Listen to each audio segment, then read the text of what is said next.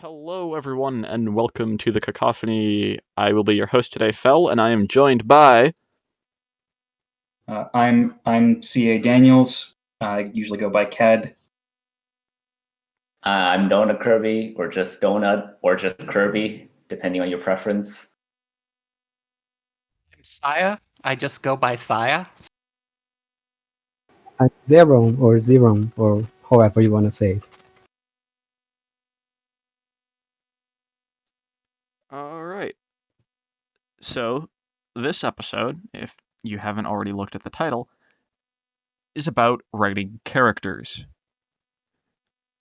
And first up, perhaps something to touch on a little bit is the difference that you have experienced writing OCs and writing for canon characters. So I actually ran into something of an interesting thought with this recently. Because I do write fan fiction, but I've also tried to write my own original works before. And one problem I kept running into was it's a lot easier for me to get going on the fan fiction because I knew what the characters were and I let who the characters were dictate what happened in the story. But every time I was trying to write my original stuff, I was trying to define the characters by what they were supposed to do rather than who they were. And that's just not a writing style I can get into and do correctly. Yeah, for me, even back when I wrote a lot of RWBY fan fiction, the main thing that I did was like this prequel storyline about Teen Stark, and so it was like the pre-established characters, but it was like when they were younger, so they were probably like a lot different than they are in the show itself, and of course then there's a bunch of OC characters as well because you obviously can't use the same characters that are in the show because they're not even born yet. So even when I was writing fan fiction, I did do a lot of OC building, and now I don't. Now I kind of put all those works on hiatus, and I just write my own original works as well, which Kat has read, so he can Still reading. testify. Still reading. He can testify to that as well. Yeah. So that's kind of like my experience. But I try to, when I do write characters that are from like RWBY, I try my best to like keep it like faithful, even with like the prequel stuff. I try to make it reasonable to like how I think they might have acted when they were younger. And yeah, that's you're taking a character that, well, for some of them we have a character that exists. We don't really have much of anything for Summer. And you're just modifying that. And that's easier than making something completely from scratch. And I don't know if this is going to work for everyone, but for me, I've found that the easiest thing is to just let the character discover themselves. If I keep trying to force things onto them, it doesn't really turn out well. If I kind of just have them do a thing and they just go about their business, I end up with some characters that people seem to like. So, like the two OCs I have in my long fix are some of my more popular characters in them, and they weren't even meant to be a major part of anything. Yeah, I don't write many OCs, actually.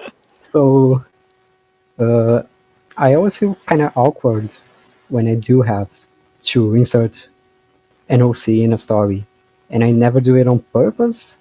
It's always to fulfill some kind of function in the story where I don't have a canon character. All right, that kind of. I think everyone's. Go ahead, Cad. I waited until the end because I figured this would happen. My approach is very, very different than everyone who spoke here. Because I don't find there to be a lot of difference in my process at all between OC characters and oh my goodness, words are failing me. Canon characters? Yes, existing characters. Between writing original fiction and fan fiction, because the process I take towards those characters is the same in both instances.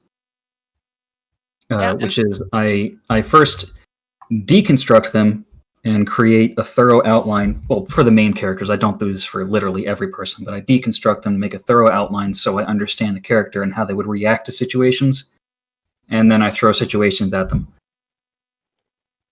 Yeah, so that's a much more kind of architect style approach, which is completely 100% valid style of writing. Best style of writing for a lot of people. I can't do it. And I've Yeah, tried to do it before. You and I have had this discussion. You are very much a pantser. Yep. Or a gardener if you want to make it sound nicer. Gardening takes a lot of planning. You're not wrong, but vernacular. Fair. But yeah, you mentioned that you kind of use the same approach for that, and I think that's what I need to do, and I think that's what a lot of people need to do is you need to realize that what works best for one group is also going to be what's going to work best for you for another group. Because at the end of the day, it's characters. Every pre-existing character was someone's OC at some point. So Yeah, I kind of like it depends from character to character. I feel whether I plan out an outline or if it's just something that I make up as I go along. Sometimes a character is like pre-established from the start, and I write the story with that character in mind. Like, you know, the main characters obviously would be an example of that.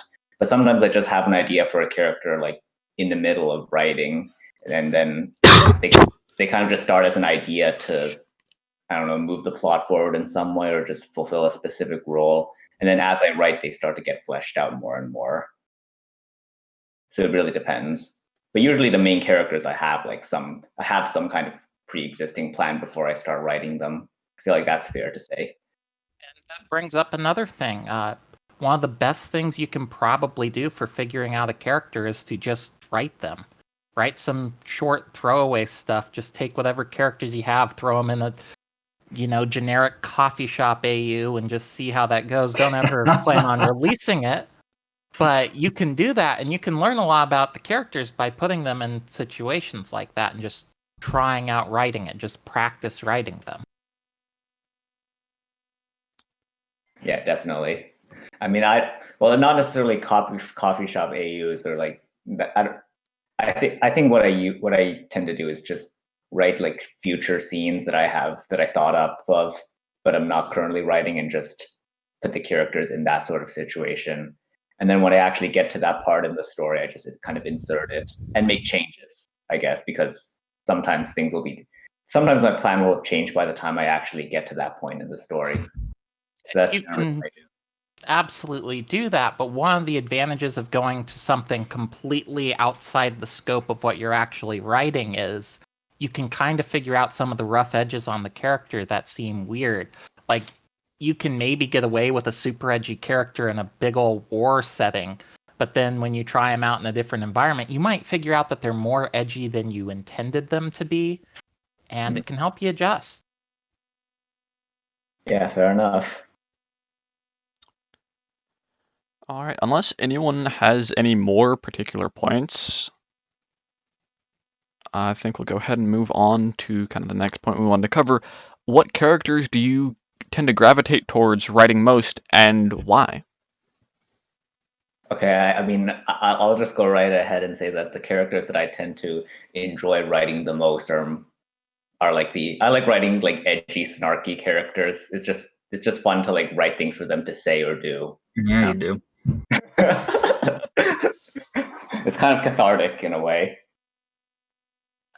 I think I tend to usually trend towards the more introspective characters who are constantly thinking about what's happening, thinking about what they're doing, checking against themselves.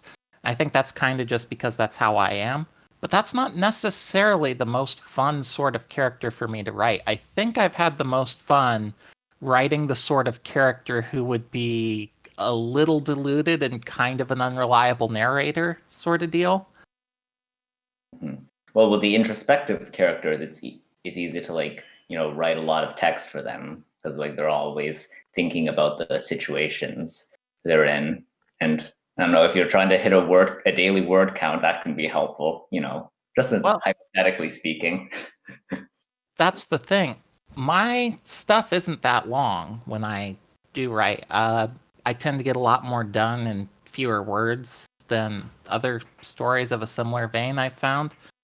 And at the same time, yeah, I spend a lot of time inside the characters' heads playing around with what's going on in there, but it doesn't have to be long. You can achieve an efficiency of things.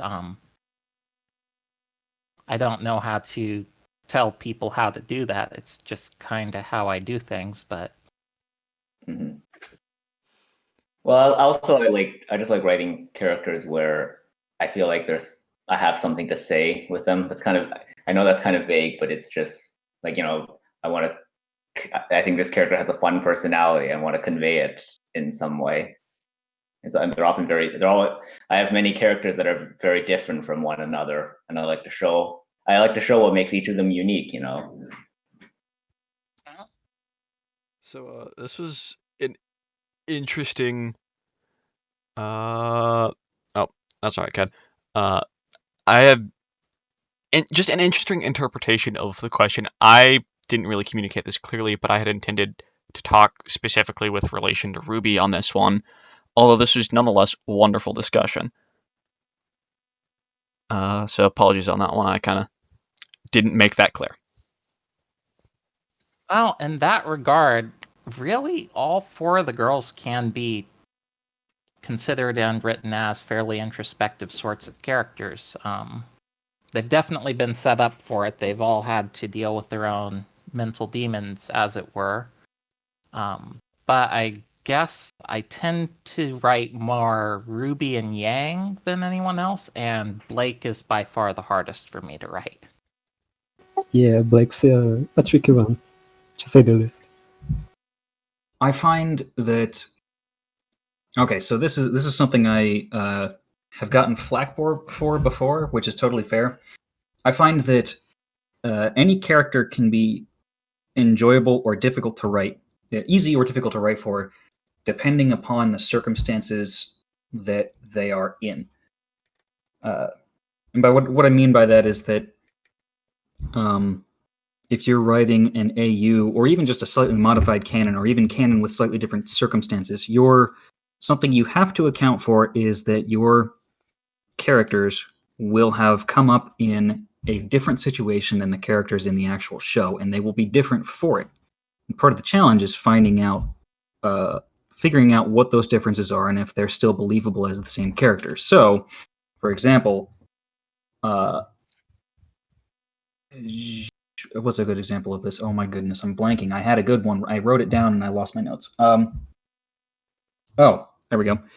I find canon RWBY to be incredibly hard to write for because I don't have enough information to really know her. I can get her voice, but I don't know her inner monologue, what that would sound like, the kinds of things she would be thinking and doing and saying and acting upon.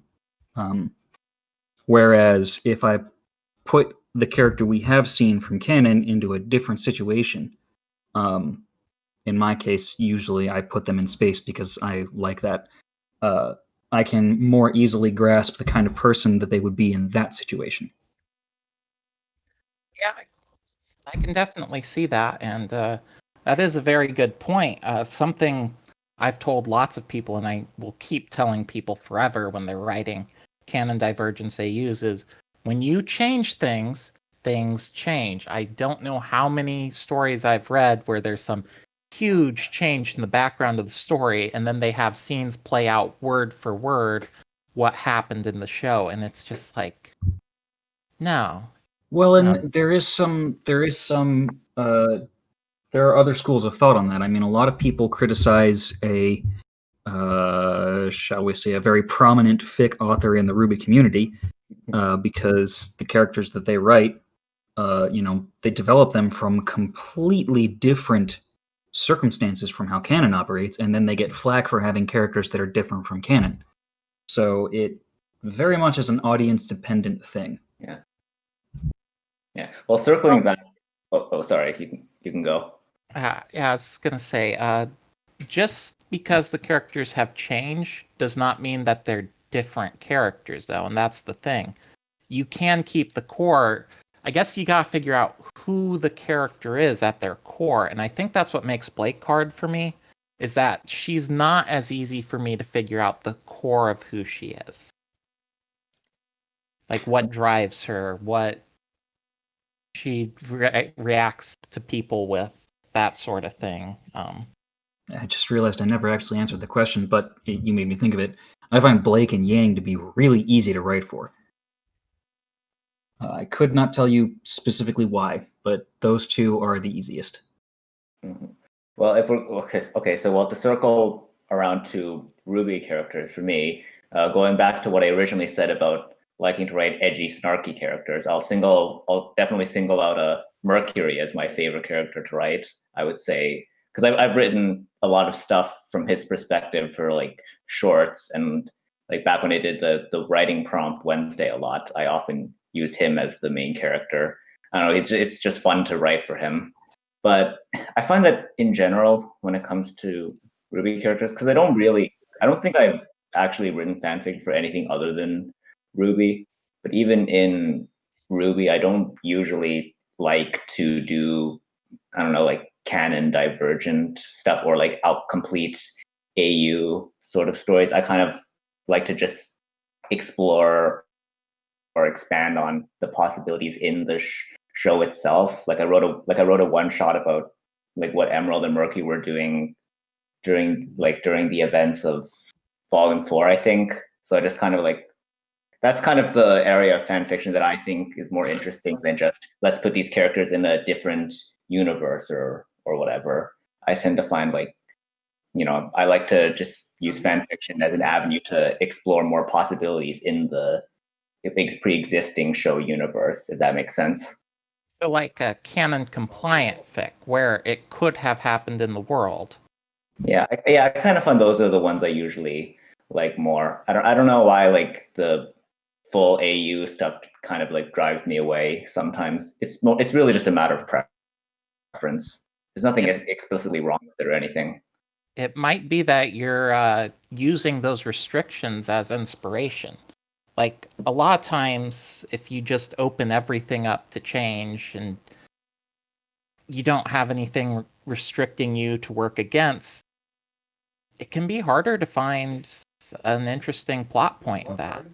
I think that might honestly be it, because like I think my logic for that sort of thing has always been, I mean, if you're going to change the story so much, like you might as well just write your own original story, right?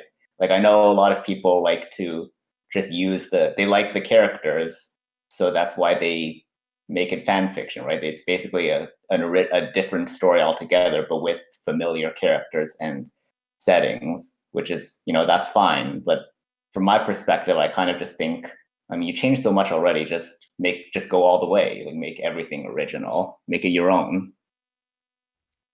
That's how I tend to see it.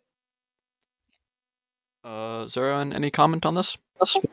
For me, like, it's kind of a requirement for the type of stories that I write, that I like all the characters, most of them. But Jean and Velvet, these characters that are kind of dorky and they're not confident and that kind of deal. I really like writing them. Mm-hmm. Incidentally, I love how when you went and you wrote your Velvet story, without ever having read After the Fall, you basically nailed Velvet's character. Yeah, because Velvet is me. So it would. Fair enough. That book was a huge revelation to a lot of people on how Velvet was, and completely and utterly destroyed their headcanons. Yeah, I don't know how I did it. I just wrote her like that.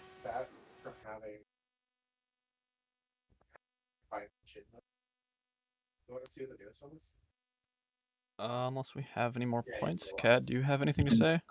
I can't tell, but I think Psiah is trying to say something, but I cannot hear No, that's just my mic picking up stuff in my background. Oh, okay. Well then, kind of moving on to the exact opposite of what we just talked about. What characters do you dislike writing for, and why? Both kind of in RWBY and the more extended types of characters, kind of thing.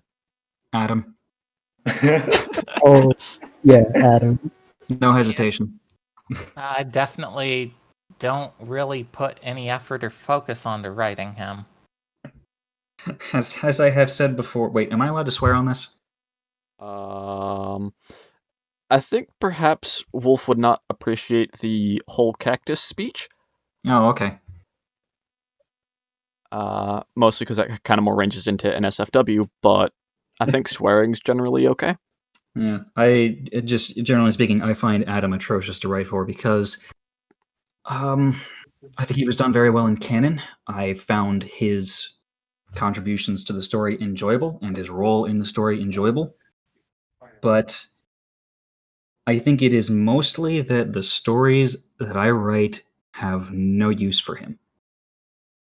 And I don't feel like drumming up some kind of use for him that frankly has nothing to do with what's actually going on in the story I'm writing. Occasionally he's useful, but not as a main or even secondary character. And also, he just has a mindset that I find very difficult to emulate. Hmm. I haven't written Adam that much, but from what little I have written, and I'm pretty sure this was like a while ago. I don't have that much of a. It's not like I dislike writing him. I think that also fits into the the edgy characters that I like to write, and I write it with the obvious, like the obvious, make it very obvious that he's the villain and that he's not the good guy. And I do like writing villain perspectives as well. But when it comes to characters that I don't particularly like to write, when it comes to RWBY, it's not even like any specific it's not any specific character. It's more so just that whenever I was writing the characters, I was usually afraid of, I guess, like messing up canon in some way. And I say that like right after saying I like writing Adam, so that's kind of a bit hypocritical, but that's kind of also why I guess I might have gravitated more towards doing a prequel story where I had more leeway. Just didn't want to intrude too much on canon. That's kind of something I'm afraid of, I guess. See, I think So you're a bit quiet. Oh, sorry. Oh, you're I bad. think I have slightly different reasons for disliking writing Adam. It's not that I don't understand him. It's not that I can't get my mind around what he's doing or why. It's that I've experienced that in real life. I've experienced real world kind of abusers, and he's a very realistic depiction of an abuser. And that just makes me feel super duper gross to be around. Especially to have to think through what he'd be thinking, and Yeah. Definitely understandable. I don't plan on going anywhere near Adam anytime soon because I very much dislike him and don't want to touch it with a pole of any length. Yeah, fair enough. Yeah, I can't put my finger on it at the moment, and I've been thinking about this most of the day. But it's weird because I love, like was said previously, I love writing villain characters or at least antagonist characters, and especially humanizing them or making them over the top and stupidly villainous. Like Tyrion is fun to write, but Very. something about Adam and that kind of person. I think it's because of the edginess. Sorry, Donut. I just can't stand putting that together. Fair Yeah. enough. Yeah, that's funny because I love villains in general. Cinder is, I love your Cinder. I'm a Cinder boy, but I can't stand Adam, and I just avoid writing him for the most part. well, I think a lot of that has to do with with the villains, most of the villains, there are ways to kind of see what they're doing and why they're doing it without having to buy into this kind of self-hype they have up around themselves. Like, Adam believes himself to be the best ever more than anyone else does. Whereas someone like Tyrion or Cinder or Watts, or they're trying to get something done or trying to have fun or trying to get to that point. They don't believe themselves to already be the top. They don't believe that the ground they walk upon is sacred or anything like that. They're trying to get there, or think that of someone else in Tyrion's case. Well, I feel like Watts might have that kind of think that sort of way just from the way he acts. Like he clearly thinks he's, the best. Watts definitely does at least feel to me as very, very arrogant. Yeah, but he feels like someone who's arrogant because he's earned some arrogance, whereas Adam. Yeah, I was just about to say, I think demands Watts has that. Okay, saying he has the right to do that is the wrong way to phrase it. He can back it up. Yeah, he's arrogant, but I not delusional. Yeah, I've never felt like Adam could back it up because, and as we saw in the show, once you remove the illusions of power he keeps around himself, he's just a very messed up guy. Yeah. Whereas Watts is actually a very competent genius who accomplishes most of his goals. Watts will admit if he messes up. Yeah, that's true. That's true. That's something Adam would never do. It's always someone else's fault. He's going to gaslight people into believing it's their fault. I wonder if, to just say one more thing about Adam on my end. I do like getting into the headspace of someone who sees the world in kind of a fucked up way and just like rationalizing, or at least just giving it, just showing it through their eyes and trying to display that in some way. But I feel like I wouldn't really want to write him that much nowadays, if partly just because of all the the fandom perception of him and that whole can of worms. And I was just kind of wondering if, like, for anyone else, if the way you write characters, or like how much you enjoy or don't enjoy writing characters, if that ever gets affected by, like, fandom perception, like up like other people. Like, has that ever been a thing for you? I definitely feel like the way I approach Sun, which I hadn't really put him in anything that I've released, has been largely affected by the fandom. Which, not to be like the way the fandom sees Sun, so much as to offer a counterpoint to the kinds of folks who see him as this kind of dude bro-y kind of dude who believes that Blake owes him something or something like that, and that's just like so far away from how I see the character. And So like a response to that kind of thing. But it also makes me not want to write him in things and not put him into big things, because then I don't want to have to deal with those people. In my case, I take the third road. I despise fanon and flanderized interpretations of characters, which is part of why I started doing the character examination exercises I did, to get down to the roots of the characters and who they are and all that. Because I can base that entirely upon the source material, bereft of all the things I've read in other people's fan fiction or things people have talked about in discussions online. It can be purely from the source material, and I can reference that when I need to make sure I'm not straying too far off course. Yeah, the flanderized versions of a lot of the characters in the show are kind of terrible.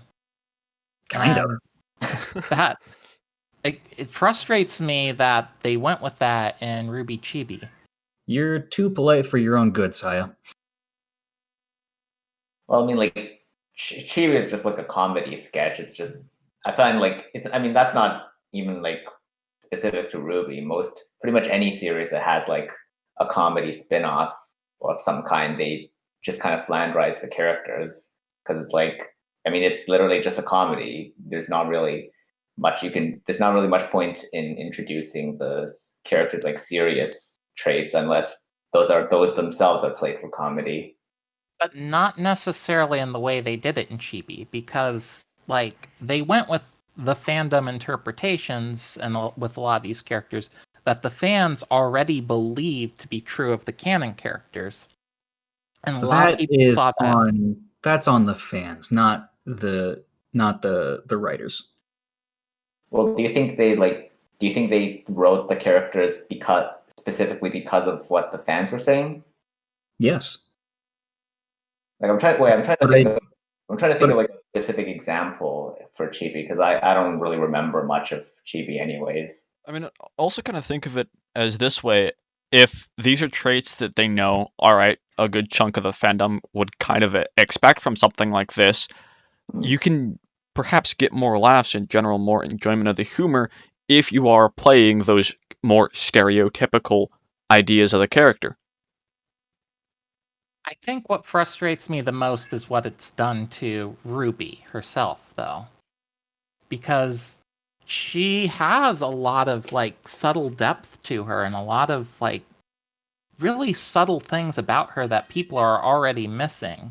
And then this chibi just kind of reinforces this idea that she is a 5-year-old cookie gremlin. The problem is the audience, and I can't even say the audience because it wasn't very many people. Most people understood what Chibi was, which was a comedy companion to the show that had nothing to do with it. And really was not there to give us insight on the characters or who they were. There was, I think, maybe one thing or two things that ended up actually being true in canon, one of which was Ruby's birthday, and the other one.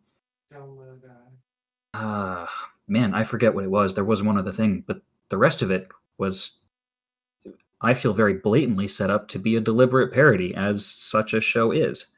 That people took it seriously in any way, shape, or form is unfortunate. I wouldn't say it's surprising in this fandom, but I also wouldn't say it's common. You say that, but like, and I guess the place where I see it as the biggest problem, the biggest frustration to me is that a large portion of short White Rose fanfics are more or less the chibi characters. Yeah, I noticed that it's like in Chibi the characters are they're stereotyped versions of themselves, which is basically the same thing as saying that they're just their volume 1 selves pretty much. Like Ruby is just like really cheery all the time. Weiss is a jerk. Blake is really? and Yang is like really excited about everything. Well, see, Ruby in particular, in Volume 1, she was snarky. She bit back at Weiss and stuff like that. She wasn't cheery, happy-go-lucky all the time. Fair. That's fair. And that gets completely forgotten. That's fair. That's fair. It's a stereotype of their volume 1 selves as well, which is like, I mean, yeah, I mean, I kind of like wish I didn't really like Chibi that much, but I do kind of wish they'd gone more into like the post volume 3 stuff as well, like try to implement some of that into the show more. I think the most we got was like Klein showed up for like one episode or something like that.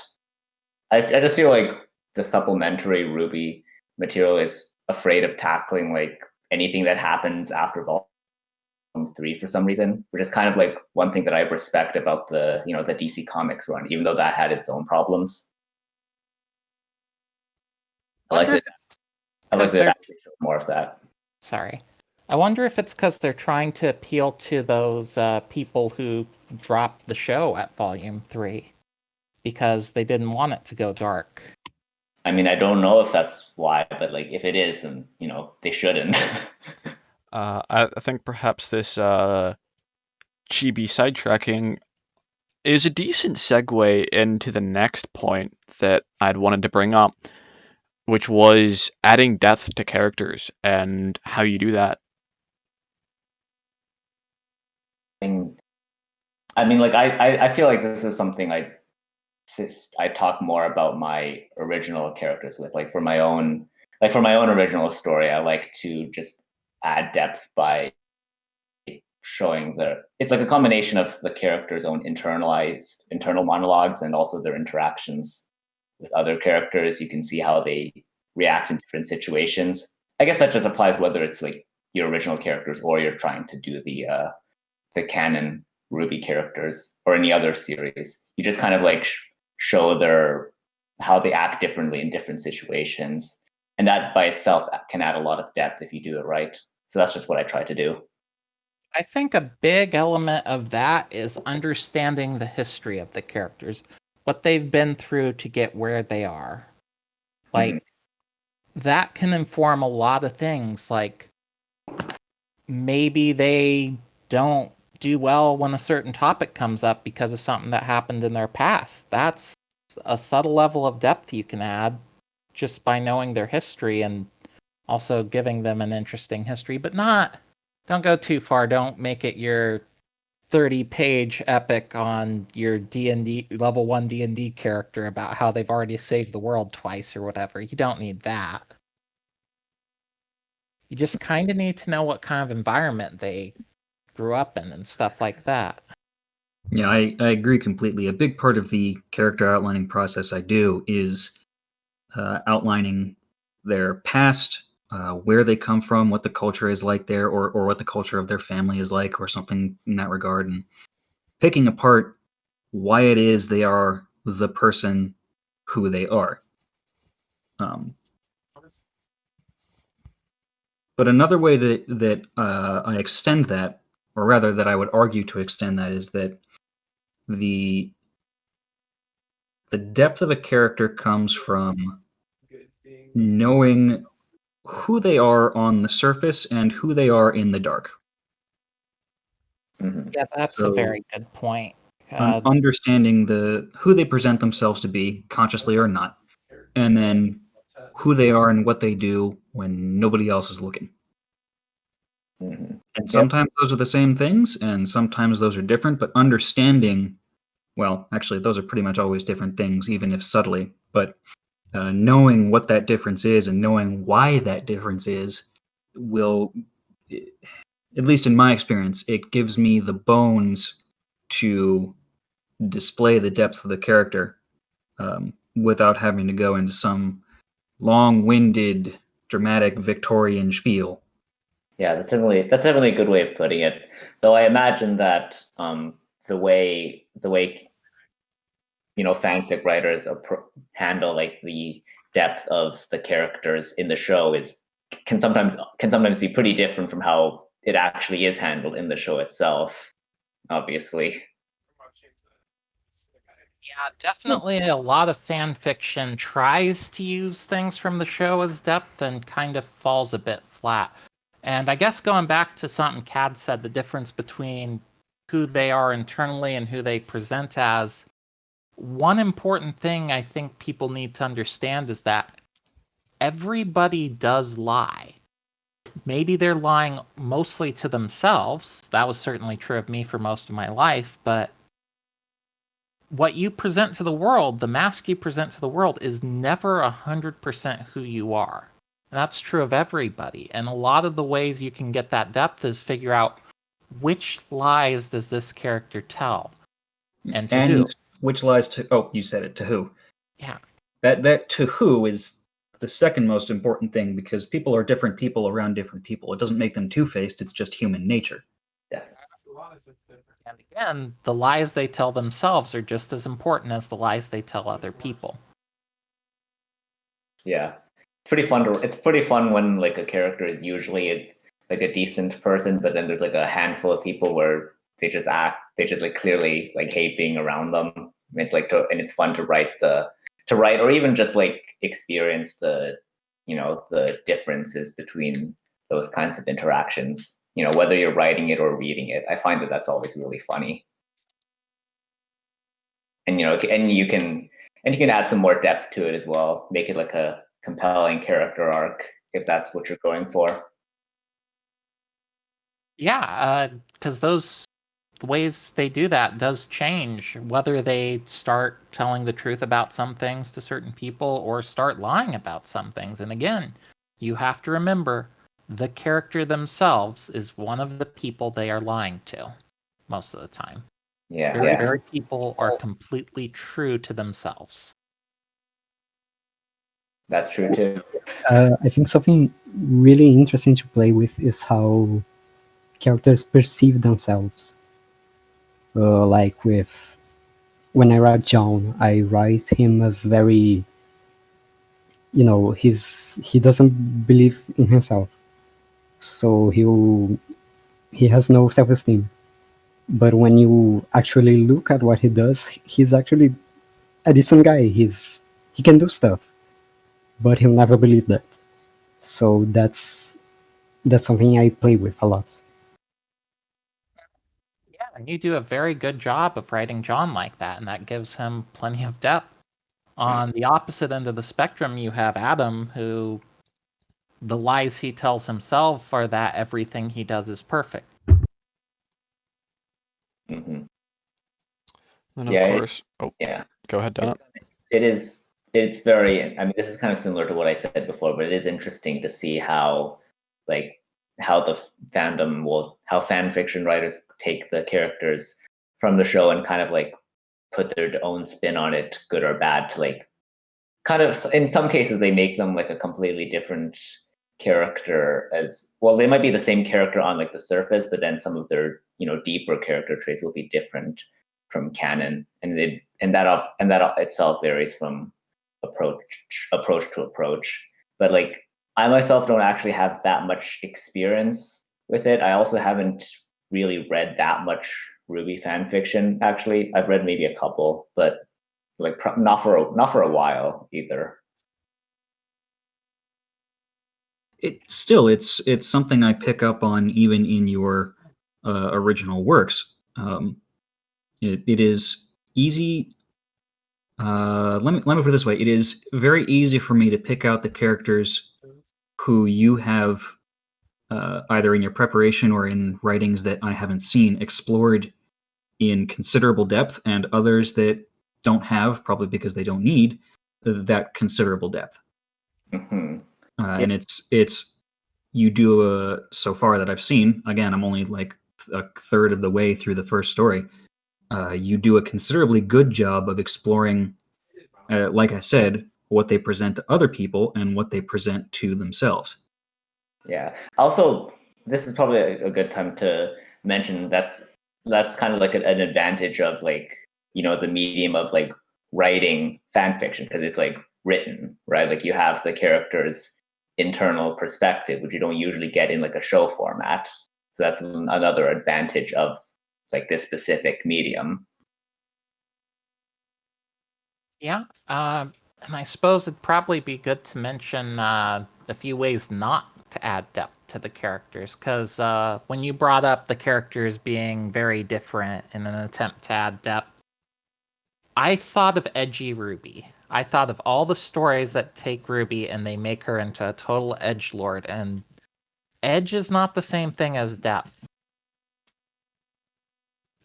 Nihilism is not depth. It's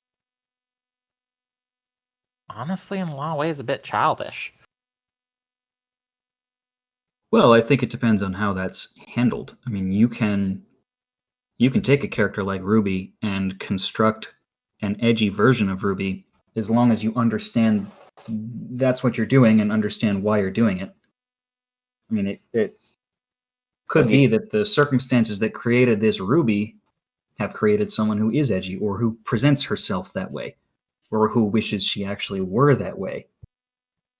I wonder if some of the cases. Sorry about that. Yeah.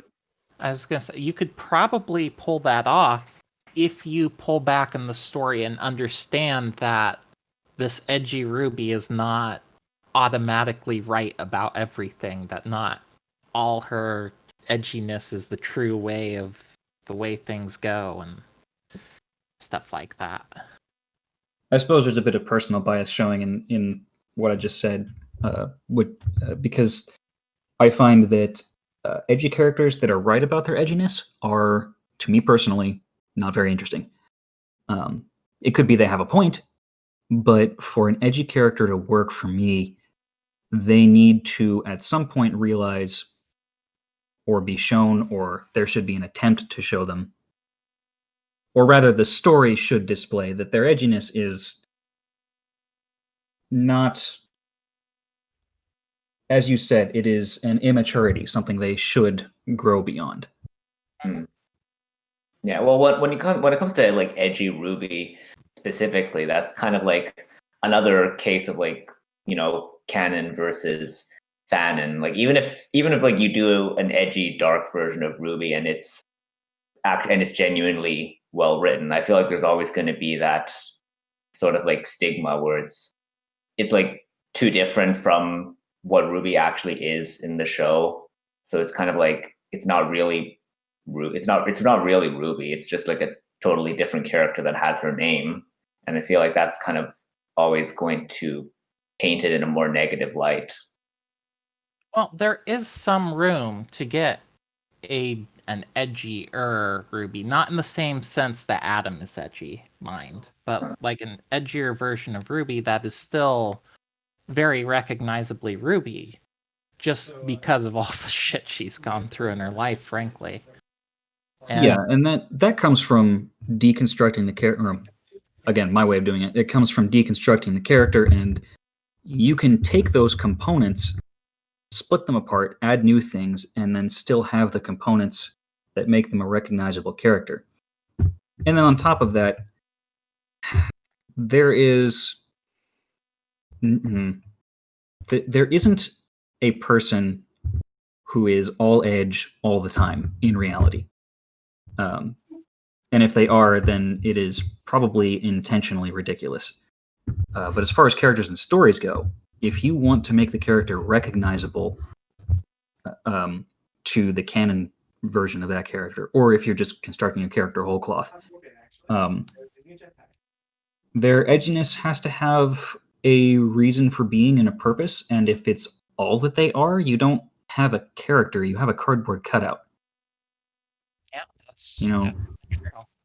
I mean, like having the character just be edgy is like the same thing as just making them, like purely like good and wholesome. And either way, it's just one character trait. It doesn't like it's not. And angels cry and the devil smiles. That's a nice way to put it. And yeah, again, since we keep mentioning Ruby, a lot of her character stuff is subtle, and a lot of people just see that as she doesn't have character, but that's not true at all. You gotta understand how hard she is trying to hide her emotions from the people around her, to not let them know how close she is to breaking. And then perhaps somewhat of an appropriate note to segue on, character flaws and why they can actually be really important to include. I think they are more important than any other aspect of a character. I was gonna say that they're like the most important part. They're the only thing that makes a character interesting. Well, okay, but you also have to do this in moderation as well, because a character who is all flaws is also not that interesting. I would contest that idea. Oh, I don't know if like it's you gotta, if it's like the main character, like you usually, with like some exceptions of course, but usually have something that makes you want to root for them. Like they have like some positive quality where you're like, yeah, I'm interested in what this character is going to do. And that applies to villains too. Time out. We should probably outline what a character flaw is, because I think we might be coming at different definitions. Yeah, fair enough. So like, how do you define a character flaw then? I split this into two categories. I don't have a great name for them, but basically it is things the character has as flaws and things the character considers to be flaws. So I will take I will take Blake as the easy example because she's actually spoken on these things before, and other people have spoken at her about these things. In canon, Blake is a very strong individual, strong-willed, has a very well-defined and active sense of justice and right and wrong. Excuse me. However, she has some trouble acting on that sense of justice, and also has a crippling self-doubt due to some very difficult life circumstances, and that can lead her to make poor decisions, especially in the heat of the moment or when she feels that she has gotten someone else hurt. Now, she takes those flaws, that flaw I outlined, the crippling self-doubt, and her view of that, her opinion of herself, how that flaw manifests itself, she feels she is a coward. And that she always runs away, and that she is a danger to the people around her. That's not her actual flaw. Her actual flaw is that she has this difficult past which has led her to have defense mechanisms that she has to work through. It doesn't mean she's a coward. She has stood up in the face of terrifying things. It's just that when it gets to certain situations, she doesn't have the equipment, didn't have the equipment to handle them. So when Yang was lost her arm, Blake internalized that. That is a major flaw she has, is the inability to not internalize things that aren't her fault. So I guess the easiest way of explaining this is that, to me, a flaw is something which the character has as an intrinsic trait which prevents them from accomplishing the goals they want to accomplish. Yeah.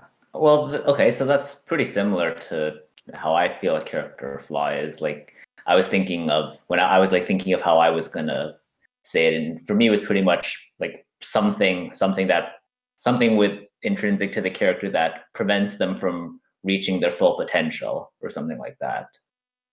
But like, I mean, I don't, because like the thing you were saying was that, well, I think the thing that, well, what Psiah said was that, you don't want to have a character to be just flaws, otherwise they can't be compelling. And then you were like, well, I don't really agree with that. So I was kind of wondering, like why you felt that way. Because I also feel like a character that just has flaws and that doesn't really have any redeeming qualities isn't that interesting unless they're not a perspective character. It's a fair question, and what I meant in that is that give me a moment to construct my thoughts on this, or I'm just going to word vomit. The important thing about a character in a story is how they overcome the adversity they face. It doesn't have to actually be a fight, although those are commonly the words that get used. Whatever opposition they're facing to the goal they're trying to achieve. And everyone's trying to achieve a goal whether they realize it or not. Otherwise, they wouldn't have a story. Now, you could argue that a person who is all flaws wouldn't have such a goal. They wouldn't be able to accomplish that. But I would argue that you don't actually have to have in a character any real virtues in order for them to overcome the flaws they have to accomplish their goal. And I think characters who are inherently flawed individuals in most every way are some of the most interesting characters, because they will often present a view of the world that would not be considerable to someone who did not have this maximal number of flaws.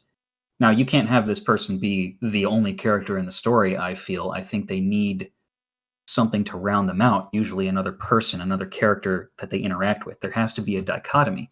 But the character themselves can be entirely flawed. Well, I don't know if that's 100% true, because with a lot of the type of characters you're describing right there, one of their flaws is that they ignore their own strength or believe them to not exist or stuff like that. And a lot of times, I guess that comes down to agency. If you had a character who was purely flaws, who did not have any redeeming qualities whatsoever, they wouldn't really have the agency to complete their goal. If their goal gets completed, it's because someone else did it for them. And I feel like that ended up as a pretty boring character. Yeah. I mean, those characters can work fine as like villains because they're going to lose in the end. Like if you look at someone like I don't know, like in RWBY, I wouldn't say Jacques is a particularly complex person.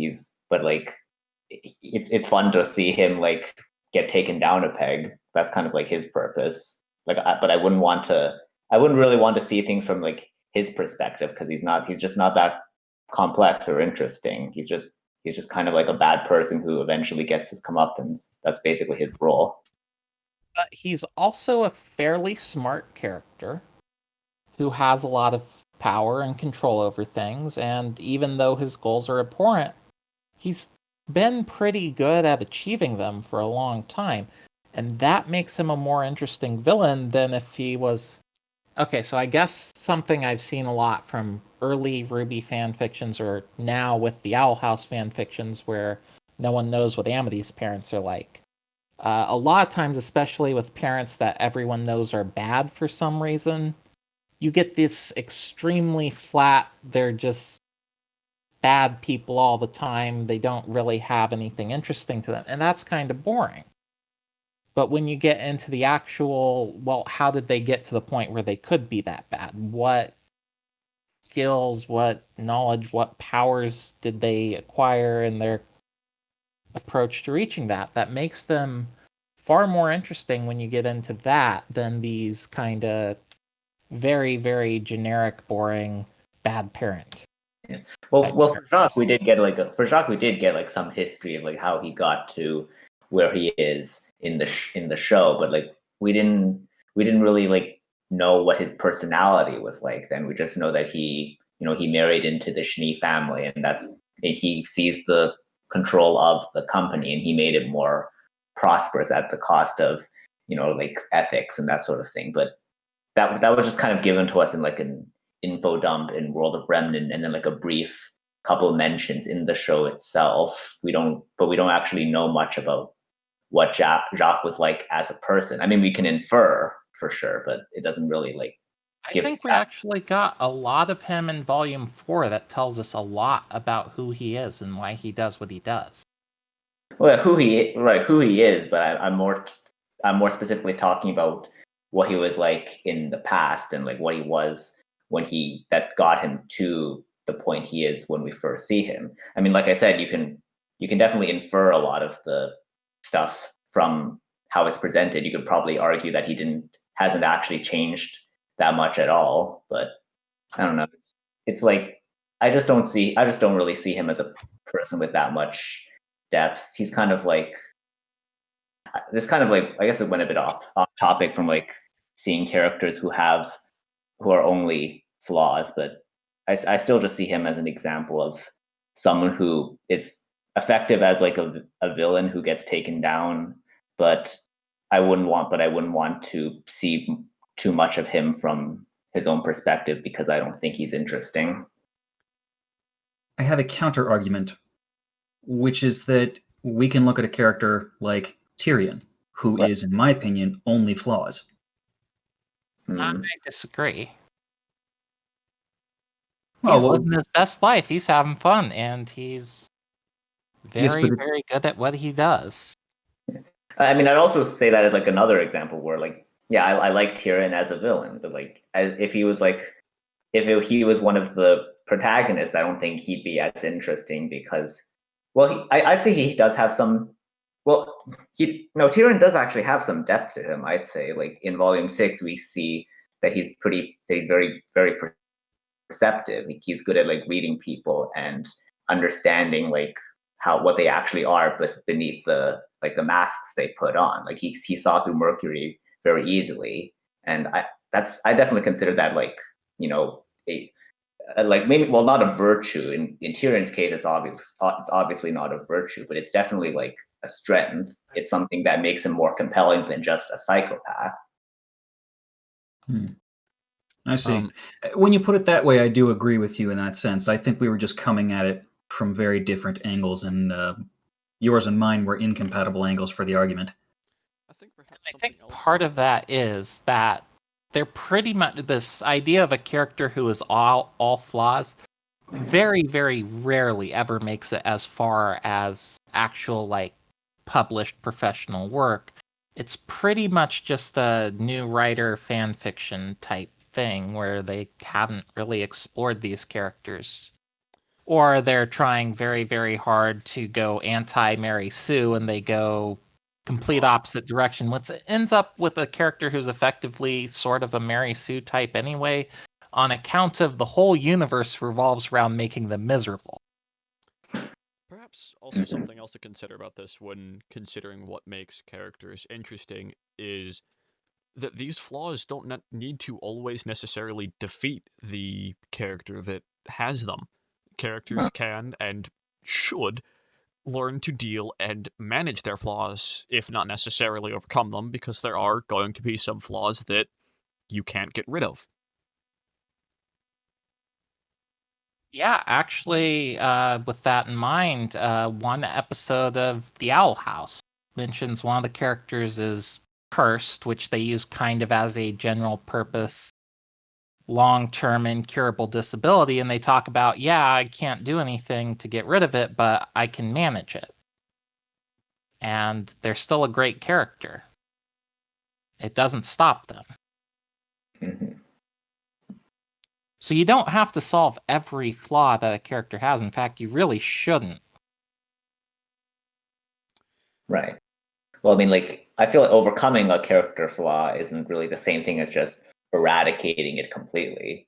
You know, it's just something that a lot of times it's a character coming to terms with their character flaw and working and like starting on the path to, improving on their flaw. And sometimes they haven't eliminated it completely, even at the end of their story. But the important part is showing that they're on the right path, Something interesting that I just thought about. Sometimes some characters are flawed characters, like Raven, who's a very flawed character. She she clearly has some issues to work through. I think it's very easy for us to see those flaws and just perceive her as a bad person right away. And that's maybe a mistake. And maybe when you only see a character through that lens, you can limit what the character is. Yeah, I suppose with some of these characters, Raven especially, it's worth noting that a lot of their wounds are self-inflicted, that they're kind of tragic situations. And that's, for it to be tragedy, you kind of have to feel for the characters in that situation. You kind of have to understand them a little bit and wish that they went down a different route. Yeah, definitely. I say that as having recently written a whole story about Raven. And when I started, I had this whole, this fandom perception that she's angry bird bomb. She is always angry and she's the worst mother. And when I actually went to watch RWBY again to see how she's as a character in canon, she's not that. She's not so bad right away. When she meets Yang, she's actually kind of snarky and she actually talks to her. So it's interesting how you can perceive these characters as bad when they're just flawed. Yeah. Well, I mean, with Raven, I mean, the thing about Raven is that it's specifically mentioned in the show that like she and her tribe like attack villages and kill a lot of people, but you never see it, so it's kind of like it's not really in your mind as it would be otherwise. And also like coming into the show just knowing Raven only as like the angry bird mom or whatever. That's really just memes, right? Like you see the memes of that one comic page where it's like Raven as a bird screaming about something, and you kind of you just have all you know is like that meme, and it kind of clouds your perception of the character going in. And that's obviously that's of course something that's not exclusive to RWBY at all, right? Like every major franchise, you'll see memes of the characters that just kind of exaggerate like one joke about them or one character trait, and it's not representative of who they are at all. It's like I don't think there's anything wrong with that. It's it's wrong to have that perception going in, and if you somehow get upset at that perception being proven wrong, that's on you. But I don't think there's any problem with like memes that exaggerate a specific character. Yeah, definitely. I just say this is very a fan fiction problem. Let's say. Well, with Raven in particular, she has to have some good in her for the story to work. The Tak no Jutsu that Yang did to her could not have worked if Raven was just completely and utterly all selfish all the time. Also, I do want to say, Zeroan, your Raven and your most recent one is definitely well done and presents a Raven that isn't not just this angry bird mom, but has more to her than that. Hey, thanks. Yeah. I think I would like to. Oh, sorry. Just quickly, I was just gonna say that I've also written Raven, but like again, this was in my prequel fic. So it was like a young Raven, and also I just like to add that I started that fic in like after volume 3, so that was kind of before we'd actually met Raven in the show outside of like her short appearance in volume 2. So in that case, it was kind of like mostly building my own character just with the few traits that Crow mentioned about her in volume 3, just kind of like a few vague comments. So I feel like that's not really a good example of like, like fandom versus canon, because there wasn't really much of that at the time when I first started writing Raven. And even now, Raven, we don't know her backstory. We don't know why she left Yang or why she's with the bandits again or whatever. Well, we kind of got we kind of got an idea of that in like volume 5. We didn't get an extended flashback that outlines it specifically, but it is pretty much implied that it was because she decided like the war against Salem was hopeless, and that's kind of what drove her away. Yeah, we know it's something with Salem and Ozpin, and that's about it. There's a whole lot of space to be explored in there still. Yeah, we don't know the things with Tying and Summer, Stark stuff. We don't know much. Kat, you had something to say? Yeah, I wanted to retract and revise my previous argument. I was phrasing it very poorly. I think it is very possible to have a character who appears as only flaws. Yeah. I agree with that. Like you can have a character who at first seems to just be like completely irredeemable, but then you see more depth to them. That's like a pretty effective way to write a character if you pull it off well. You can also have a character who believes themselves to be just completely flawed and still have a good character. Mm-hmm. Back to that lying to oneself thing. And again, I think that's it's kind of a flaw that almost everyone has. And ignoring that and ignoring everything else I think that's part of where your unrealistic characters come from, the Mary Sues and the like.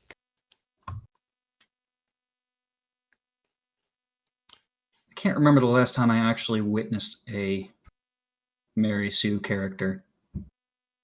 Yeah, me neither. It's a pretty like ill-defined term. It's just kind of like, it really is just one of those words that just gets used too freely these days, and it's kind of like lost most of its meaning.